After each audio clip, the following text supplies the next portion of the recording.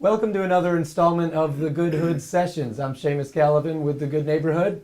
We're coming to you on thegoodneighborhood.com. We've come out of the Black Rock Entertainment Studios down on Amherst Street, and we're moving into Greater South Buffalo, as it's called here on the outskirts, with a few gentlemen who are staples on the Buffalo music scene and have quite an incredible story to tell. I'm here with Charlie O'Neill, also Jim Brucato, and Willie Schoellkopf, three men who have been on this scene for a long time. And Charlie and Willie go back to kindergarten, and they met Jim soon after moving back from Los Angeles, where they were cutting a rug out there in some clubs and really building their sound. They brought it back here at the turn of the 80s and really helped define that Buffalo sound as we know it. And we're here in Charlie's lair of sorts, his man cave, musical man cave, where a lot of folks have been coming and jamming with Charlie recently. We're here at a time in Charlie's life when he's been battling colon cancer for 8 years, and he's really here staring mortality in the face. And so we're coming to him, bringing the music to him as he's brought it to us for so many years. And these guys have been having these jam sessions in here, and we're going to show them to you what they're all about. What Charlie's also been doing is he's fresh off of releasing his solo debut, which is a bit of a solo debut and a greatest hits career retrospective at the same time. Really incredible CD that here is the cover for here. It's Ridge Trail Records presents Charlie O'Neill, the best in homegrown music. There is just an outstanding array of players on these songs, and these two gentlemen included. And we're going to play a couple of those songs and learn a little bit more about them. So guys, again, thanks for coming out. And Charlie, as you said, you know, we talked the other day, we talked a little bit about Johnny Cash and mortality and the immortality of recorded music. You put out this CD and played some songs, wrote some and played some songs that are certainly heavy in nature. And I imagine that while you were recording these songs that you must have had that feeling that that this was part of the legacy that you're leaving behind. Yeah, so you know, when I write a song, I always feel that way. It's if you record it, document it, then it's got a life beyond most things, including human beings, you know.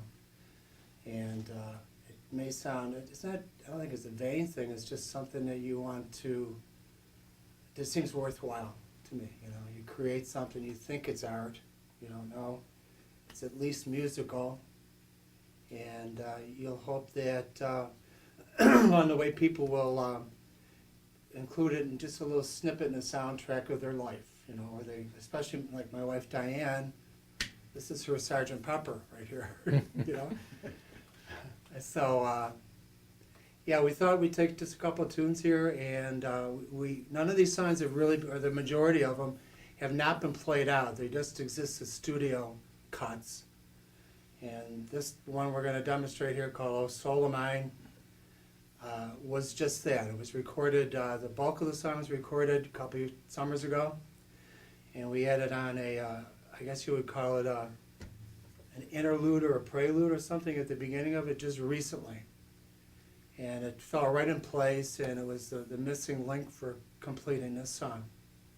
And you said this song came to you in a dream. Yeah, it did. You know, I'm convinced that I'm playing the exact same thing I heard in my dream, but it might not be. It's similar. You know, I don't think you can write from beginning to end like that and actually come up with a completed thing just by dreaming it. But it did give me the subject matter and enough for me to go over and start hunting and pecking on the guitar and see if I could find that melody. So as it turned out, it aligned itself with this tuning that I've written a lot of songs on the CD in, which is good and bad because it's kind of prohibited me from playing the songs out because it's a kind of complicated thing with capos and tunings and stuff like that. But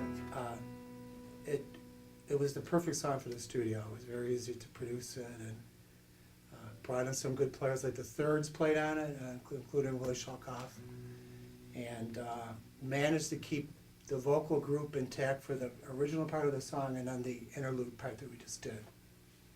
Well, we're going to have you guys play it here in its own stripped down fashion here Okay. at the Good Hood Sessions. So really just a beautiful moving song. We want to share it with the masses. So Charlie O'Neill, Jim Brucato, and Willie Schoellkopf are going to give us Oh Soul of Mine.